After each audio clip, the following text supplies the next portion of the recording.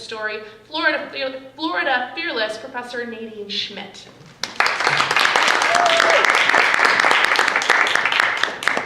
Also not that tall. So,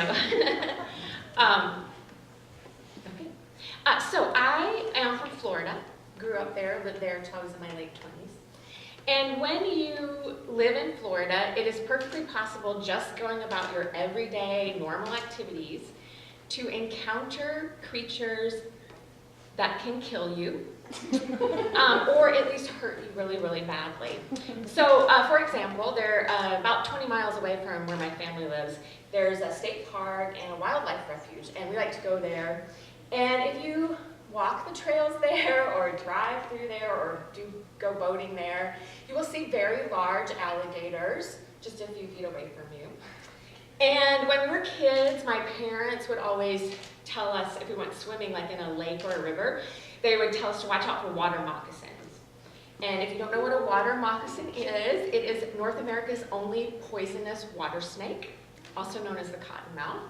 Very hard to see in the water because they blend in, yeah. And every kid who grows up in Florida also learns the rhyme about how to tell poisonous coral snakes from the harmless snakes that look like them. Just in case you ever need to know, it's red on yellow kills a fellow.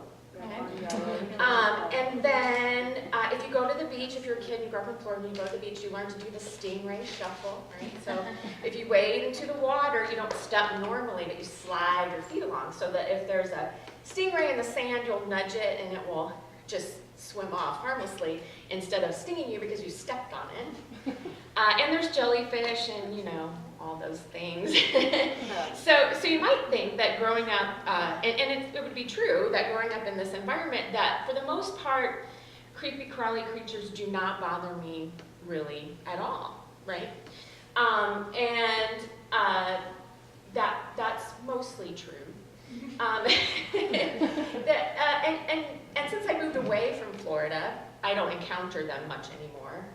But there is one category of creature that I really have a totally irrational fear of, and that would be frogs, and by association toads. Which is also not usually a problem because I don't encounter those much in daily life either. But I guarantee you, if one of you had a frog right now, I would be trying to get out of here as fast as I could without looking like an idiot. So to carry you on to like the next chapter of this story, as I mentioned, I did leave Florida when I was in my late 20s. My husband and I moved to Joplin, Missouri. And a few years after that, I started grad school in Fayetteville, Arkansas. And Fayetteville is just far enough from Joplin that I needed to get an apartment, right? Because I couldn't drive back and forth every day. So I got this cute little apartment. It was in this, it was cheap and it was adorable, and it was like a little studio. It was in this wooden building that looked like it belonged in an alpine village. And it was like 4 apartments stacked right on top of each other, and I lived in the top one. And it was in the middle of the woods. There were trees everywhere, and I saw deer and birds and all that. It was really wonderful. And usually on the weekends, if I wasn't in rehearsal or performances for a show, I would drive home to see my husband in Joplin. And then I would drive back to my apartment on Sundays.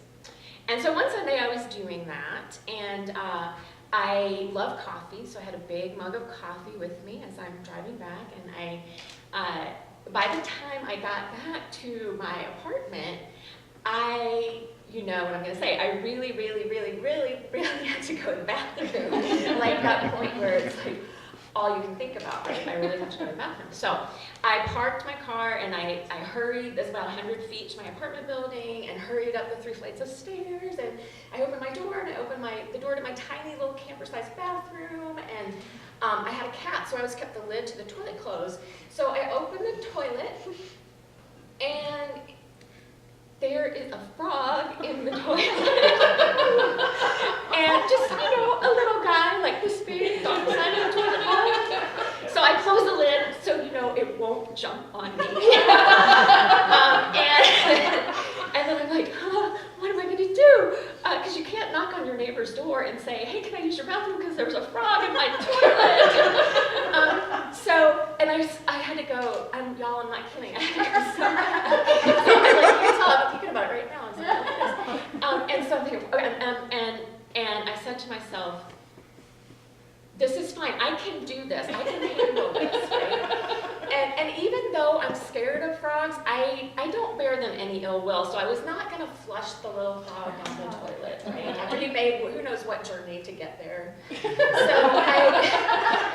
I thought quickly, and I went to my kitchen, and I got, and because I'm thinking, how can I get the frog out of the toilet without touching the frog and without touching the toilet? So I get 2 plastic cups. And I go and I lift the lid up and I use one cup to nudge the frog into the other cup, and then I put the cup on top so it won't jump on me, right? And then I go and open the door and let the frog loose back into nature. And then I was able to answer the call of nature. And so it was a good experience to learn that I could say, this is fine. I could overcome that totally irrational fear of frogs, because I know they can't hurt me. I don't know if one startled me when I was a toddler or whatever. This is a skill now that, it's not useful that often, but it did come in handy again. Like a couple years ago, we went camping, and our 2 little boys were playing with the little boys at the campsite next door, and they decided that what they really wanted to do was go collect frogs in a bucket, which of course they wanted to show me before they released them back into the wild. So thanks to having, faced a terrifying frog once by myself, I was able to look at the bucket of frogs and not freak out, because you really don't want your children to know that you're afraid of frogs, because you don't want to pass on your phobia to them, and you don't want them to use it against you. So that's my story about how I was able to say, this is fine, and conquer the frog.